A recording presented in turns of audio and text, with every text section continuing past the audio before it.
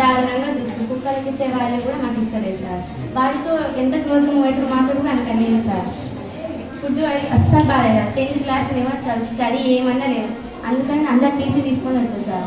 ఇవి ఎప్పుడు కూడా మీరు ఉండరాన్న ధైర్యం తోటి మిమ్మల్ని పిలిపించినాం సార్. మమ్మల్ని మాకు చాలా బెదిరించింది సార్. ఏమైతే మీకు ఏం కాదు ఉండండి, కొత్త ప్రిన్సిపల్ అడ్జస్ట్ చేసుకోండి అని చెప్తున్నారు సార్.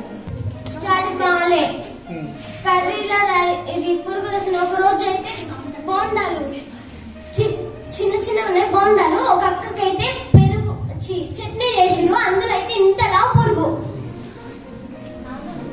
వచ్చింది. పురుగులు వస్తున్నాయి. చూసాంలే.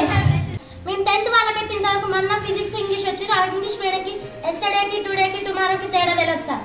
మళ్ళీ మ్యాథ్స్ మేడం మాకు ఫస్ట్ నుంచి చెప్తారు, ఒక్క ముక్క కూడా ఎక్కడ అర్థం కావట్లేదు. చెప్పాలంటే ఏంటి చెప్తే కూడా అసలు ఏం అర్థం కావట్లేదు సార్. చెప్తే ఏమంటారు చూద్దాం. మా ప్రాబ్లం ఏంటంటే మా సంజయ్ మేడం ఉన్నారు కదా, మాకు ఆ మేడమే కాదు ప్రిన్సిపల్ వద్దు. అన్నిటికీ రూల్స్ పెడితే మేము ఎట్లుండాలి సార్? ఇక్కడ ప్రతి దానికి రూల్ అంటున్నారు. పడుకోవడానికి రూల్, తినడానికి అసలు మాకు తిండే మంచి పెట్టండి. ఫస్ట్ అది మెయిన్ ప్రాబ్లం.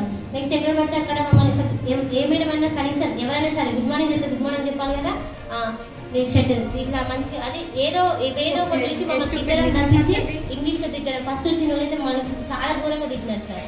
అసలు ఏంటమ్మా ఇదేనా మీకు చేసేది అని ప్రతిదానికి తిట్టడమే. బ్రెయిన్ లేదా మీకు, లివింగ్ డెడ్ బాడీస్ మీరు అని అన్నిటికీ తిట్టనే ఉంటారు.